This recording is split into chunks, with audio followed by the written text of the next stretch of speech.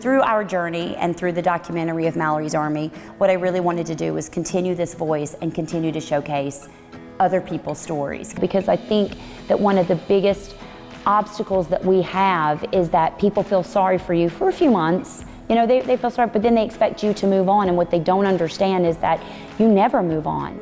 So I wanted to use my life to showcase other people's stories and the things that happen to them, but also what they're doing. They're taking on challenges that I didn't know needed to be taken on, and now that I'm living it, I go, oh, now I can get it.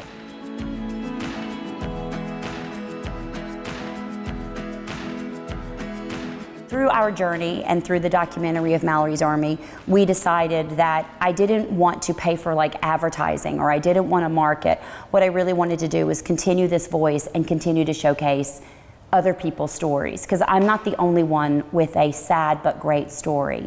So what I wanted to do is what Oprah says, use your life. So I wanted to use my life to showcase other people's stories and the things that happen to them, but also what they're doing in exchange for what happened in their life. So that's what we're here today, and hopefully whoever's going to be watching this will draw strength from your story. And I'm going to get pretty personal about my story with you, because there's going to be things I'm going to share with you that you don't know. That's why it was important for me to have you here. So my first and favorite question when anybody interviews me is, my favorite question is, tell me about Coby. Coby was, actually I was just talking to someone yesterday, and I told them someone used a word about him that I hadn't really thought about, but she used it, and I thought, it's kind of wow, but true. And she said he was larger than life. And I think for a lot of people in our community, he was larger than life. Okay, so this is the box of memories that the kids from his school gave us. So here's the box of memories, and I'll just read a couple of them to you. I met Coby sophomore year in chem. Never became friends with him until we were lab partners. Then me and him had so much in common. We liked the same things and always making each other laugh. Let's see. Coby was the only reason I wanted to come to school sophomore year. Since we had gym together, he knew just how to make me smile. My favorite memory of Coby, his hugs and how he'd pick me up and twirl me. Watching him play soccer, his sing-alongs at Kairos. Kairos was the retreat that they went on. Him letting me wear his jacket after the basketball game because I was cold.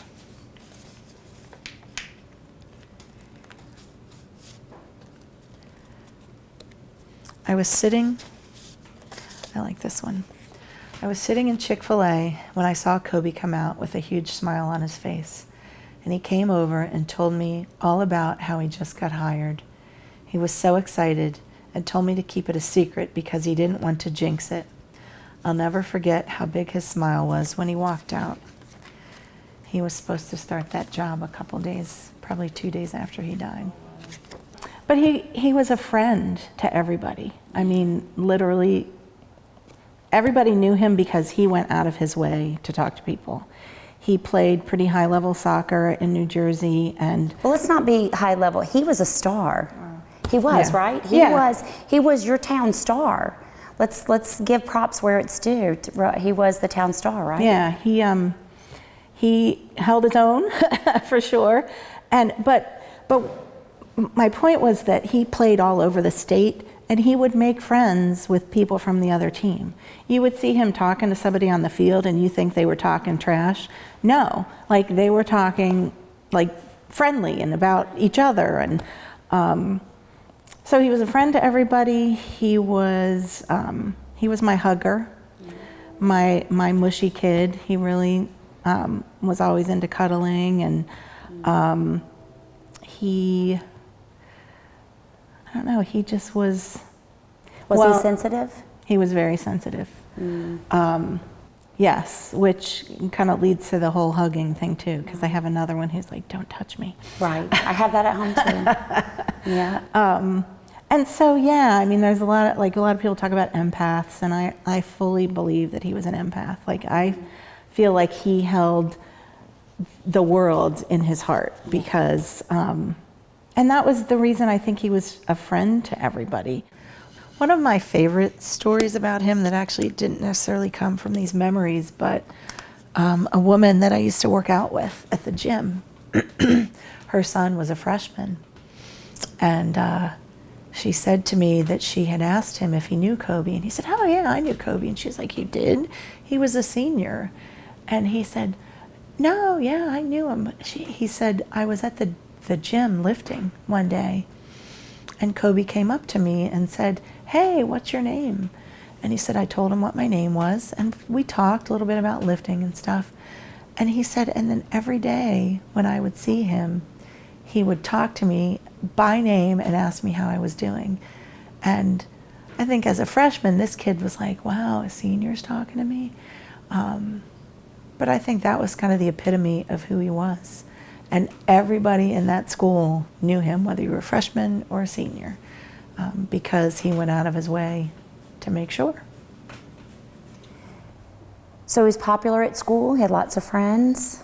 He was sensitive, which for people that are just listening to us, sensitivity is the #1 characteristic for children who self-harm. That's why I ask that, because I always say that Mallory was super sensitive. Mallory wasn't a shining star, and she was definitely, I mean, to us, obviously, she was a shining star, but she was not Miss Popular. She wasn't Miss Outgoing. She wasn't, and again, I think that these are, what I'm trying to do is break down some of the stereotypes that we think that a child that might self-harm, and notice I said self-harm because it's not always about the children that die, it's the ones that are sitting in their room self-harming, whether it be through drugs, whether it be through cutting, whatever it is, there are children that are sitting there that are completely misunderstood, and so that's what was really important to me. In high school, normal? I mean, he was a normal, because he was going off to college, right? This was his senior year. Yep. Walk us through that.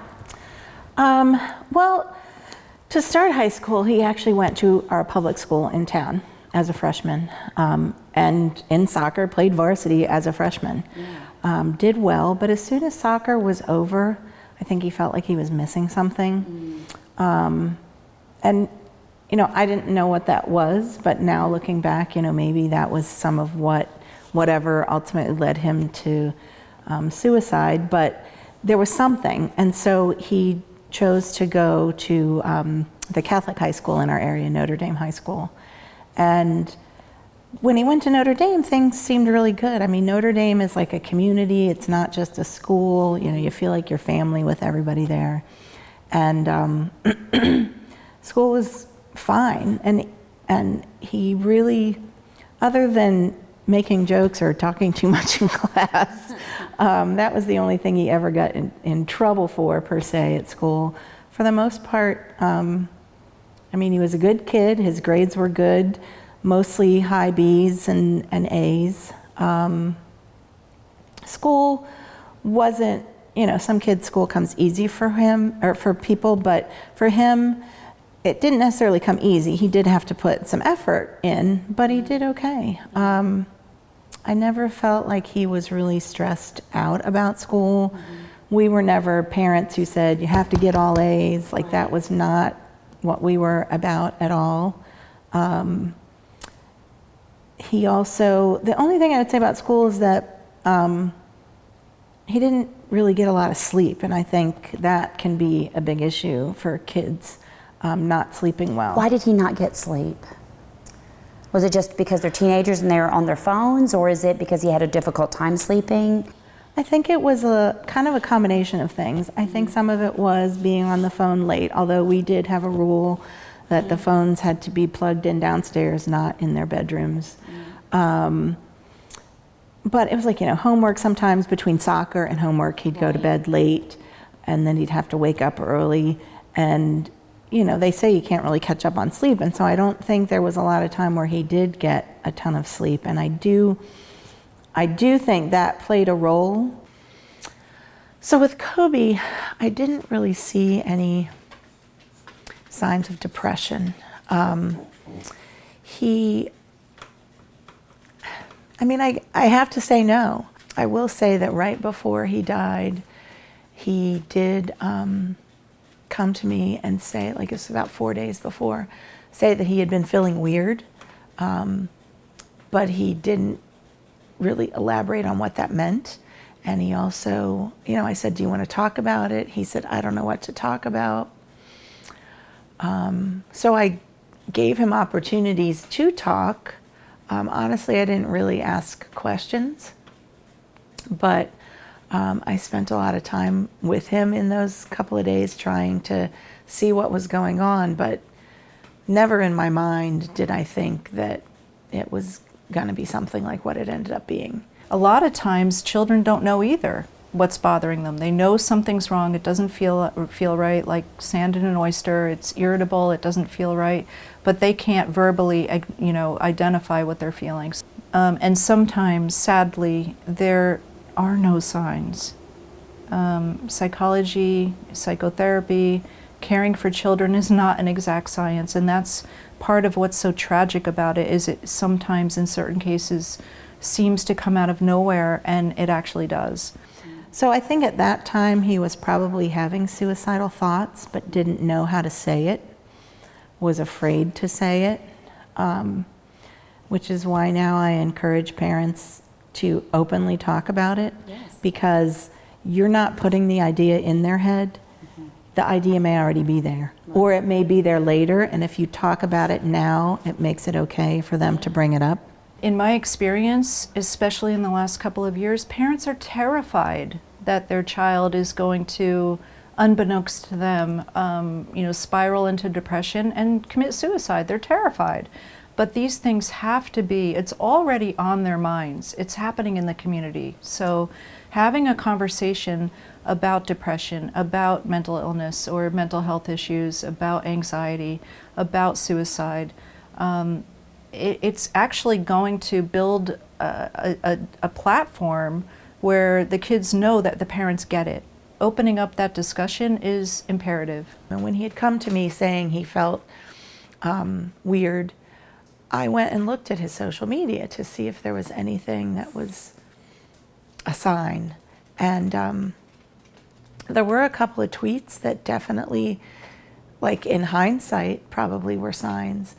But looking at them at that point, and Coby being who he was, it did not raise any red flags for me. And I can kind of look back on some points in Coby's life where I think he was probably having suicidal ideations at other times.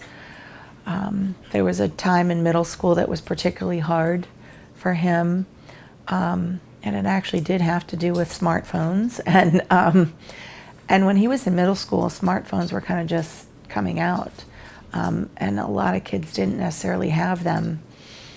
But he had one, and he did something inappropriate with it, and he got in trouble for it by us, not anyone else. But I think that was an issue that kind of weighed on him, and that he had thought about. And I know at that point, there was probably some thoughts that were going through his head, because I think part of the thing with him is he did not want to disappoint us. So I do think there were other points in his life that he did have probably those thoughts in his head.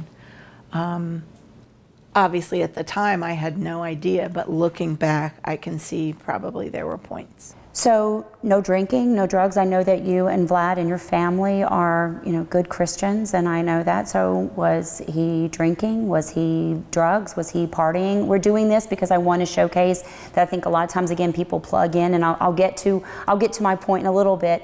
But did he? And again, I'm not implying that did he party? Did he have a good time? He did. I know that was going on. And the summer before, had kind of used my mom logic to trick him into confessing to some things, such as, smoking weed a little bit. And I shared with him just that I didn't think that was the best choice, because in a young brain, your brain is still developing. And you're killing brain cells at that point. You know, when you're over 25, that's a different story, but between 13 and 25, their brains are still doing a lot of growing. And just from experience of people that I know who probably smoked a little too much weed in their time, probably could have made better life choices and didn't. And I tried to let them know. Yeah.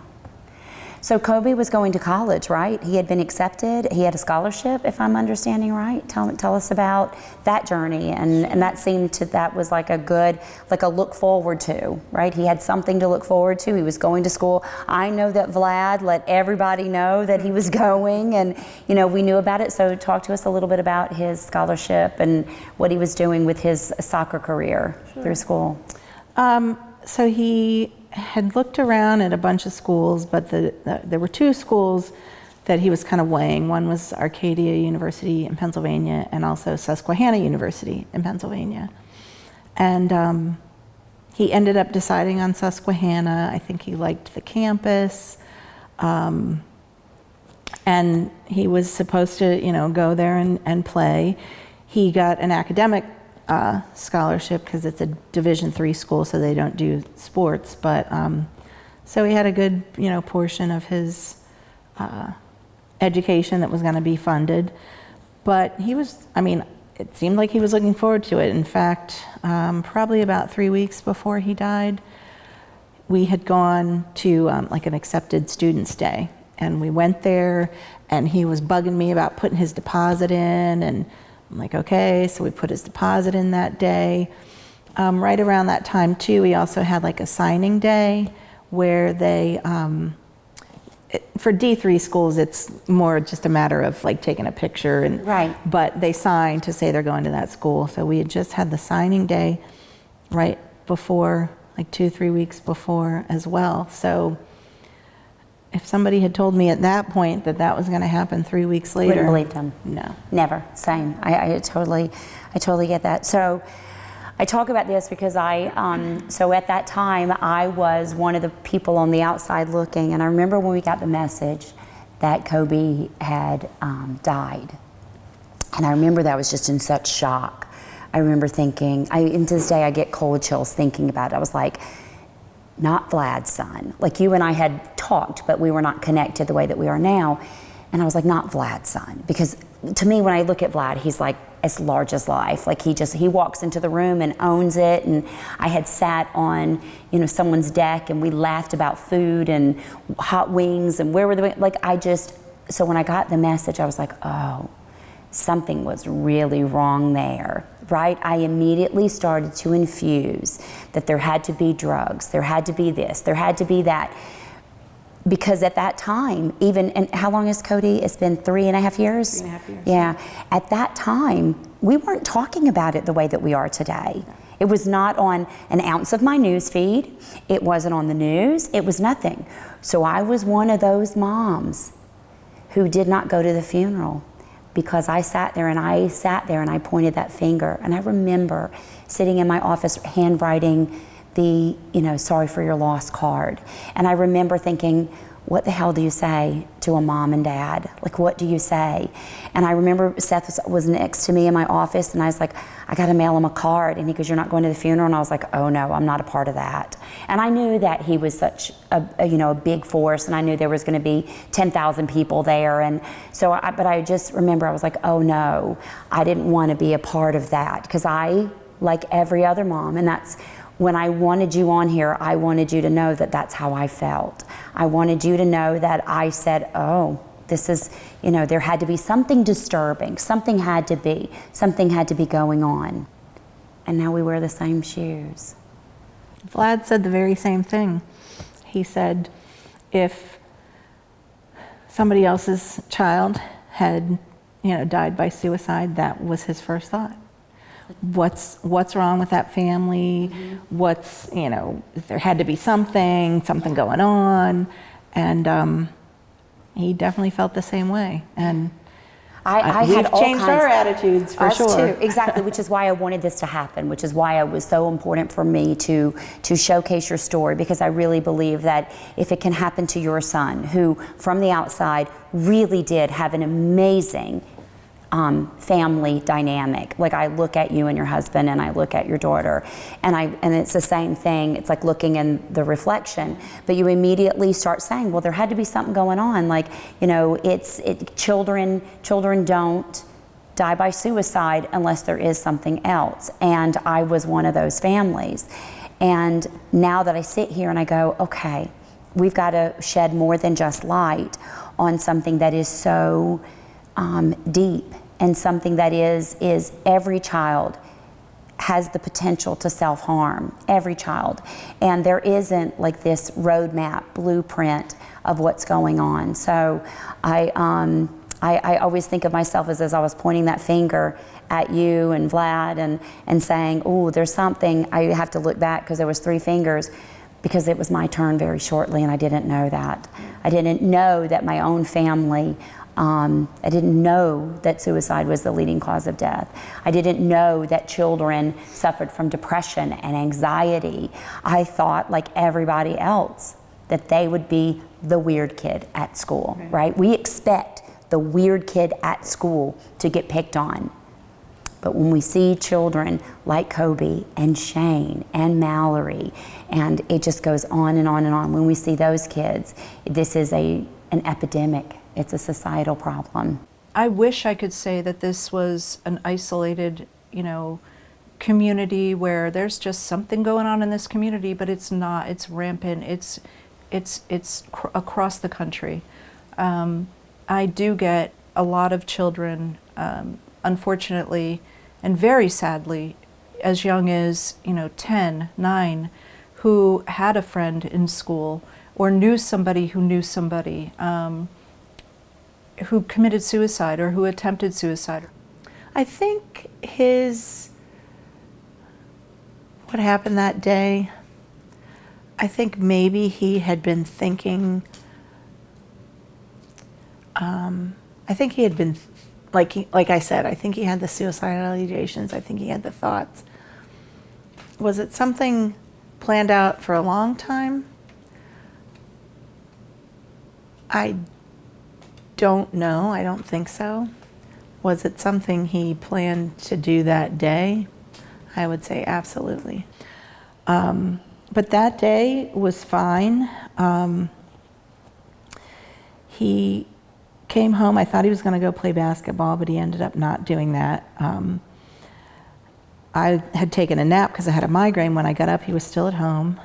He and Vlad actually went out for a drive that night because I had asked Vlad to talk to him, because I had had that marijuana conversation a few days before. And I bet the hair on that mama neck is starting to stand up a little bit, yeah. And I said, I think you need to talk to him too, like he needs to hear from his dad. And and so Vlad had asked him if there was anything he wanted to talk about. And Coby said, do you want me to talk? And Vlad said, well, only if you want to. Right. And so he heard Coby sniffling, but again, as parents, you don't want to talk to me, you're crying, you need to talk. Right. You're being open, you're saying if there's something you want me to talk about, like let's talk. So they went, got ice cream, came back, and he said he was going to go talk to his friend Patrice. Patrice was one of his best friends. It wasn't unusual for him to say, oh, I'm going to go hang out with her. But when he left the house,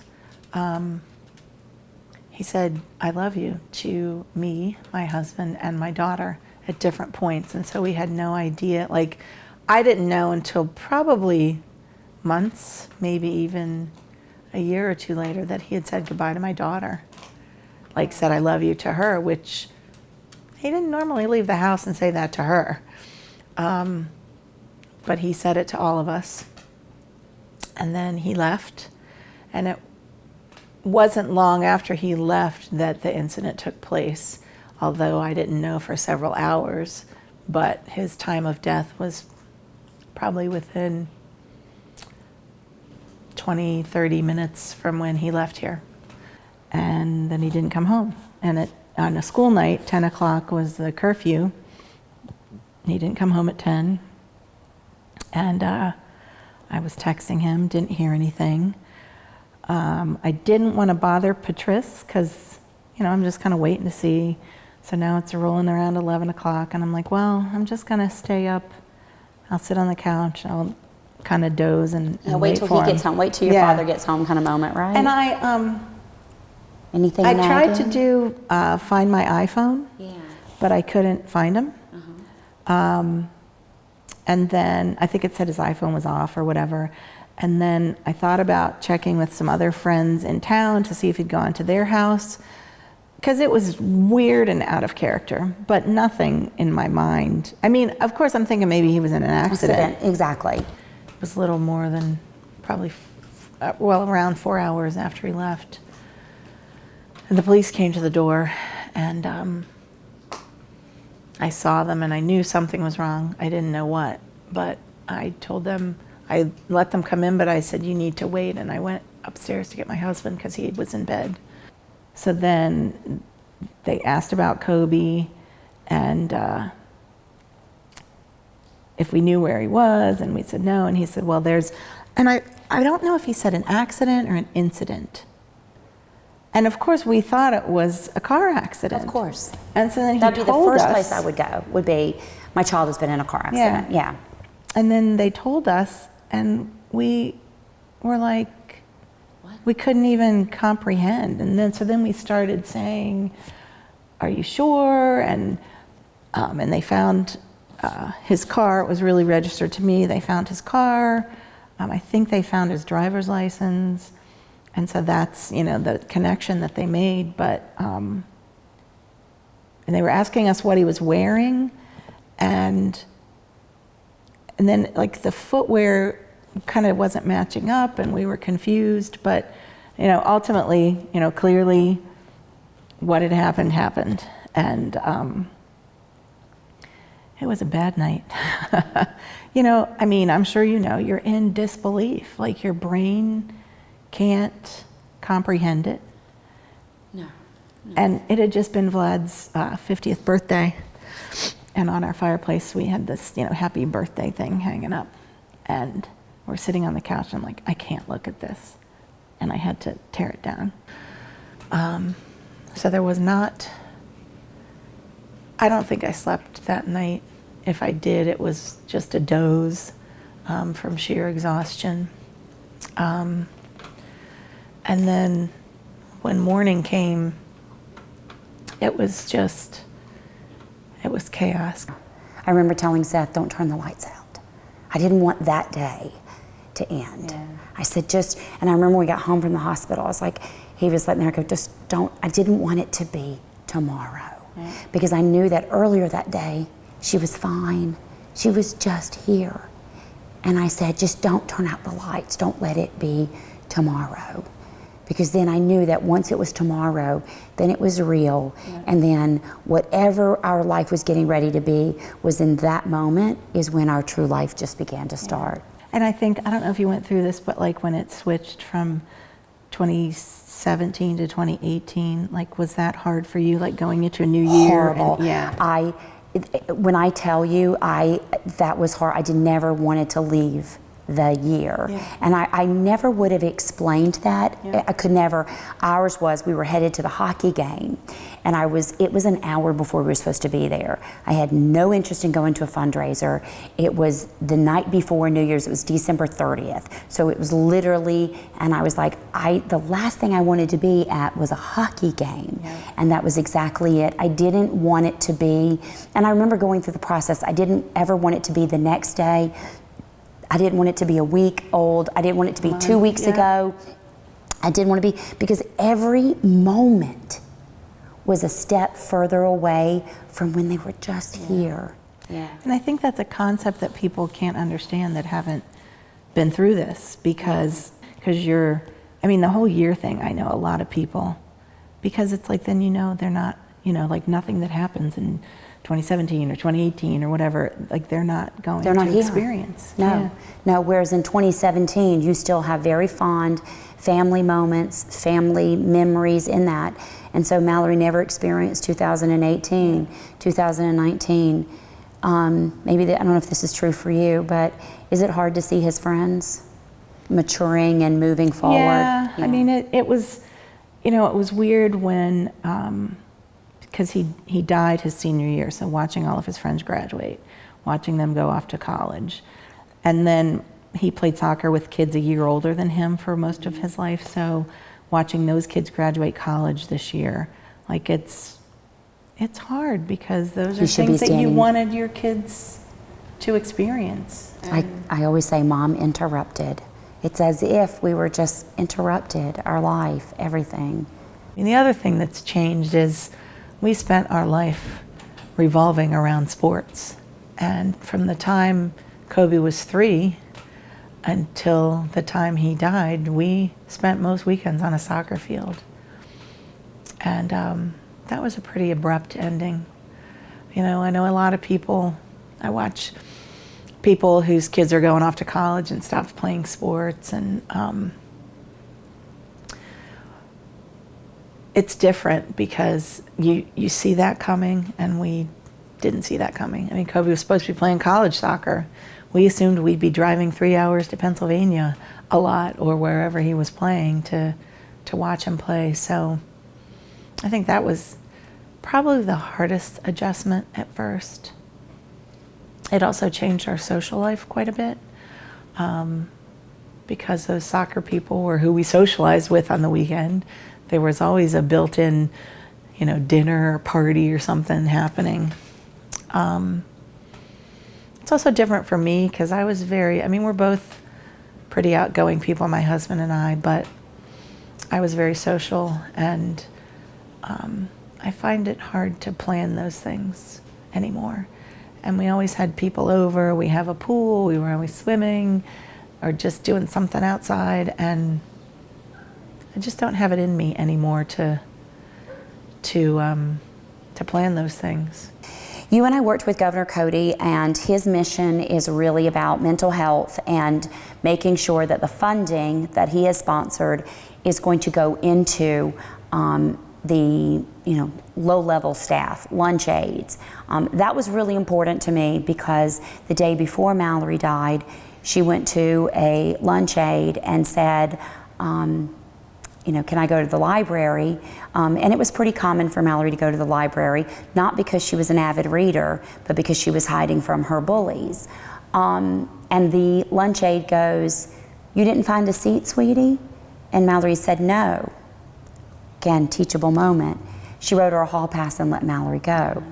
I think, and when Governor Coby reached out to us and said, I was like, yeah, I want to be a part of that, because I believe that the lunch aides are the boots on the ground. They're the soldiers, right? They're the staff that really have a lot of interactions with students in the hallways, the hall monitors. But that being said, is mental health education, is this an education? Should this be in the schools, and why? It should definitely be in the schools. I actually work with our local school district on a committee to just talk about how to address all of this within our school district. Because it's a big burden for the schools to take Yes. on. I sometimes feel like they can't even get Common Core math right, and now we're going to hand them, psychological and behavioral issues, which, by the way, teaching and treating children with learning disabilities, that is part of that. That is all part of that mental. So I think they've already opened the door. But talk to me about what the role the school should play and why. I feel bad for teachers because they have a lot of hats to wear, a lot of roles. Yeah. But I do think it has to start with our teachers. And I think there needs to be education for them to be able to recognize what's going on with kids. I think about my daughter in middle school and sitting in the classroom crying, and the teacher telling her, "You're disturbing the class, go down to the nurse." Right. That's clearly there's something going on with this child. Right. And And maybe that was the right thing to send her to the nurse, but then the nurse needs to send her on to whomever, and they're, you know, the process. I think there needs to be recognition, but I also feel like teachers who are not good teachers, who don't have any empathy, don't have any business teaching anymore. And I think that's a problem too. Not the biggest problem, but No, I agree some with of the you. problem. I think that our tenured situation allows teachers to continue to stay in that, and that doesn't mean that I think we should go around with pink slips by any means. But I agree with you. I think that you're right, that teaching is a passion. No one ever said that I'm going to be a teacher and I'm going to be worth millions. I think that it truly is a calling, and I agree with you. I think that we have to remember that administrators, teachers, school counselors, you know, anybody working with children, presumably, and usually it's true, went into the field because they care about children and they're compassionate about children. And that is generally what, you know, what I see. With that said, there are certain school districts that are better at others in taking accountability or being willing to make it seem like, you know, putting their neck out and saying, yes, there's a problem and I'm going to acknowledge it. Some districts are just better than others, but generally, I have to say, over the past couple of years, and maybe even because of the work that Dianne Grossman has done, there is a much bigger, you know, awareness, not just awareness, but willingness to look at this problem and take action. I also think that our younger teachers also have a closer connection with today's generation. Yep. So they are more likely to understand, whereas a teacher, like if I was a teacher, you know, I went to school in, you know, graduated in the 90s. I went to school, my middle school was in the early 80s. My experience in school is significantly different than what the children are experiencing today. Whereas if you have younger teachers with new ideas, they also are closer to the source and closer to the situation. And also they've been exposed to social media and all that stuff, whereas an older teacher may not even go on have Facebook. Have right. that exposure. And I get that quite a bit. Well, I'm not on Facebook. Well, I appreciate that. Maybe you should be. Right, I appreciate that. But in 2012, there was a study that was done, and it links all of this together. The CDC reported that more than 50% of the households in 2012 had smartphones. And of those smartphones, every single one of them had some form of social media. That is the exact time when we started to see a spike in children's suicide. So we can't pretend that they're not related. So I think that we do need to have those teachers that are the teachers that understand it. Yeah. You know, a teacher that doesn't even know what Snapchat is, how can they even comprehend what it's like to be bullied on Snapchat or to feel that? What age do you think we should start with mental health? I think it starts in kindergarten. Amen. Amen. I say that. I think that's, you have, you know, circle time, and you talk about, you know, if your tummy feels funny, these are, you know, some breathing exercises you can do. I mean, it's all ages. It needs to start from the beginning, and it's great because there are schools that are doing that. But I also think it takes money and it takes staffing. There needs to be more social workers, counselors in our schools. Most of them are guidance counselors. Yeah. Right, and they're here to guide you. At this point, I think they have more than guidance counselors, but it's one or two. Right. When there's hundreds of kids who are having issues and they can't handle it. We need social workers and we need psychiatrists. We need to know that there are psychiatrists, psychologists. They need to have access to mental health, or at least have partnerships within your community. Can I tell you about something we did in our community? I want to hear about that. So I, along with some other people in our community, started a group called I Care of East Windsor and Hightstown. And what we did was worked with our local government, went to the county, and said, hey, there is not a lot of mental health care for especially young people in our town. Because part of it was a young man died of an overdose in November of 2015. Then Coby died of suicide in March of 2016. And in May of 2016, the best friend of that other boy died of an overdose. So that was 3 boys in our community. And so we felt we had to do something.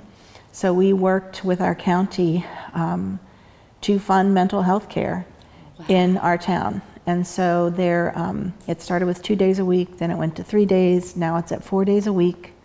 There is mental health services being provided free of charge.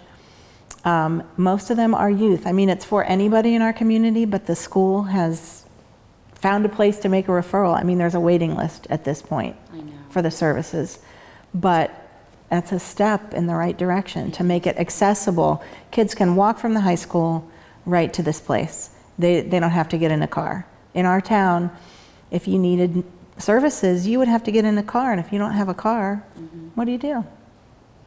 And you find that children are using them. Absolutely. And like I said, there's a waiting list, and another organization, so the provider of services is Jewish Family and Children's Services for that particular program, but then also Catholic Charities took notice of that and said, hey, we want to help out too. And so they came into our community. They got a grant of $2 million from the federal government because they are so successful with their drug rehab programs. So they used some of that $2 million to fund a center in East Windsor as well. And because of that grant, are able to offer 2 years of free services. So we've been really fortunate in our community that that's been afforded to us. But and that just goes to show that it can be done. Yeah. These were his cleats, and I had given him to Kyler's friend, and he wore them his senior year playing soccer, which was the year after Coby. Yeah, the year after Coby. So his name was Nick, and Nick was Kyler's friend that had kind of helped her through actually losing Coby. But unfortunately, a year and a half after we lost Coby, we also lost Nick to suicide. Nick had written "Fly High Coby" on the side of his cleat. And this one said CSTP number 9. So people always ask me about Carly. So I'm going to ask you about Kyler. Sure. How's she doing? She is good. She just turned 18 in February, and it's been a rough 3 years for her. But she has made it out on the other side. She also has had her own mental health struggles even before Coby died. So for her to actually be enjoying life and not feeling suicidal and to want to be doing something is great. Right. She's playing music. She's a singer and a songwriter. She writes some really powerful songs. Like she does. She's got, when I said to you, she found her voice. That's what I feel like. She found her voice. Yeah, and she wants to use her music to help people. And so that's her goal, and that's kind of why she hasn't done shows like The Voice or American Idol, because people always say, why don't you do that? And she wants her music to be heard, not just her voice, but her music, because she talks about her struggles, she talks about people's struggles, she talks about her brother, and all that's important. And really, kids today, like you were saying, there's so much more issues with the smartphones and anxiety and all of that, and so kids are craving to hear music like that and they want a voice like that. Right. Well, if you think about it, it's the Kurt Cobain, generation. Think about it.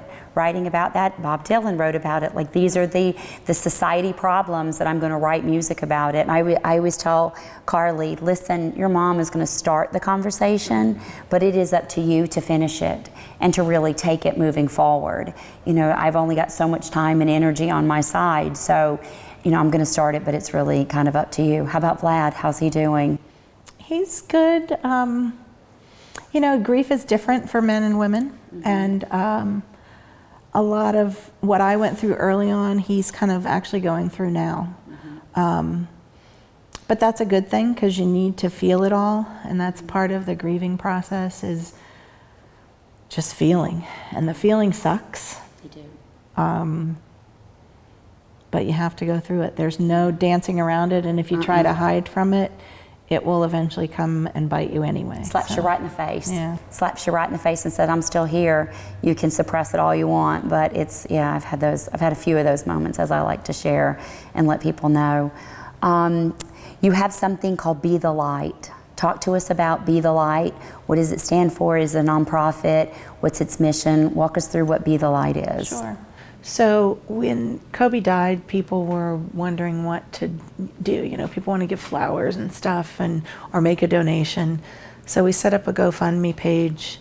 At the time, we didn't know what we were going to do with the money. We just told people we were going to do something good with it, and something Coby would like, and something in his memory. And so in the middle of that, the school, the students at the school that he went to gave us a little box with index cards of memories of him. At first, I would just pick them randomly and read them, and some of the overall theme that came through, kids kept saying, he was a light, he was such a light. And so we kind of were like, oh, and so then my friend kind of took that and started saying, Be the Light. And I said, all right, I'm going to steal that and make a hashtag. Right. And she's like, all right. And so that's what it was. It was just, originally the organization was Fly High Coby, right. And our hashtag was hashtag Be The Light. And then about a year later, one of his friends changed the G in light to the number 9, because that was his soccer number. Was that, okay. Yes. Yeah.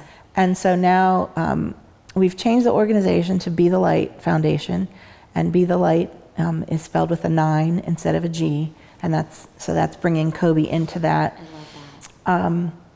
But what Be The Light means is to just be a friend to other people. And not even just a friend, but go out of your way and make a difference for somebody. And so that's what Be The Li9ht Foundation is part of, but also we're using the funds that we raise to help basically other organizations who help kids. So Mallory's Army, another organization that we support quite a bit is called Attitudes in Reverse, AIR. And they go into schools, as you do, to educate children and parents about mental health and mental wellness and what signs to look for. Right. So we do a lot of supporting of other organizations. Again, that organization that I Care of East Windsor Heightstown, we helped support that. We paid for the renovation of the building where the facility is so that it could be there. And then we also do college scholarships. Oh, wow. So every year we do $5,000 in scholarships. And then also, I just look for opportunities on where we can make a difference. But this year in particular, I had about a 6-week period, and this story is probably new to you. I was sitting on the couch for 6 weeks, and I was sick, and I wasn't like deathly ill, and there wasn't even anything they could identify. It was just I had some viruses, and it ran my body down. And it's probably some grief, you know, when you're grieving, it's harder to get well from things. So in that time, I've kind of learned a new meaning to the Bible verse that says, be still and know that I am God. And I think we all just think like, oh, let's just sit back and take in God. It really is literally, if you are still and your brain stops spinning around doing all the things that we do every day, because I just couldn't, I had no capacity. And so in that time, it was kind of like I heard God speak, and it wasn't like I was looking for that, right. But I feel like God spoke to me and said, you need to build Be The Li9ht Center, a place for people who have lost, a place for people who feel lost, and a place for hope. Wow. And so what that means is people who have lost. I know you know I have a group of grieving mothers that I have breakfast with. The Breakfast Club. Every week, the Breakfast Club. And that started from just 2 of us. Mm-hmm. And now there's probably 17 people on my group text, plus you and some extraneous others that I invite sometimes. Ones that never show up, right? But it has been something that's amazing that, so I feel like that's my way of being a light to other mothers who have lost. So it will help people like that. So also in 2 weeks, Be The Li9ht Foundation, in conjunction with I Care of East Windsor Heightstown, is doing a group, a peer group for kids who have lost friends to suicide and overdose. And so I think that's so important. Do you know that my friend Kati, Bianca's best friend, Mallory's best friend, Bianca, there was no place for her. There was no place for her, right? There's organizations that support siblings. Yep. But there's an friends. entire school that lost Mallory. There are kids wandering the halls going, was that her desk? I can't walk past her locker. Like, there was no place for that. I think that is so important because I truly believe that, yes, siblings obviously lost, parents, families, what have you, but no one was really closer to Mallory than her best friend. And Kati really struggled to find a place for Bianca to start to heal, to say, hey, my best friend died. We were sisters in life and in gymnastics. And, you know, I think Mallory spent as much time at Kati's house as she did at our home. So I think that's really great to provide that. Yeah, so that's kind of the start of what the center's about, but we're doing those support groups before we even find a place to land, because I just felt like that was what needed to happen. So we wanted to move forward with that. You know, even teenagers want to feel better, want to do better, but a lot of times they're very intimidated. They don't want to go talk to an adult. It just doesn't feel right. They'll fight their parents tooth and nail. So an alternative, or not just an alternative, I think in some ways it's even more important, is group therapy or a supportive group where they meet with their peers and they can build themselves up there. They can glean what they need to collect and add to their identity, good feelings, if they're experiencing something negative or shameful or bullying, right, out and out bullying or anything in the family. A group of their peers is a great place to have your kids go and just learn some tools. So that's the kinds of things that the Be The Li9ht Foundation will be doing, is peer support groups, and just make it a place where people can talk, kids and adults. I want to have hot chocolate and tea and coffee and just a place where people can come if they need somebody to talk to. It's not necessarily therapy, but just people supporting other people. A safe space. Yeah. And really a safe space. Well, I love that, and I love the things that you're doing. I watch you from afar through social media. I love when you reach out to me and call me out and say, hey, knock it off. So everybody needs someone. Behave yourself. Exactly. Everybody needs somebody in their life to call them out, and I truly love that about you, is that we have a true, not only do we wear the same shoes, I don't have the cool Doc Martens you do, but we have the same shoes, we wear them, but we, I think our missions and our hearts are the same. Yep. Our hearts are truly the same. We might go about it a different way, but our heart is the same. Thank you so much for making the drive up from South Jersey and sharing your story and sharing Coby with us today. And if there was anything that you could say to our listeners out there today, what would you say to them? I would say they need to talk to their kids, be open, don't be afraid of suicide, because if you make it not a non-scary topic, you need to talk to your kids about it before it's ever a thought in their head, so that if it is, they'll come to you. Right. So we're going to end with, ask your kids if they ever considered hurting themselves. And now what I say to parents when I tell them that, when they're like, I don't want to ask that, and I was like, the best thing that could happen is they could say yes. Because you know what? We can fix that. Yeah. When a kid says, I've considered hurting myself, when they say yes, good, because we can fix that. Yeah. So, well, thanks for being with me today and sharing your story.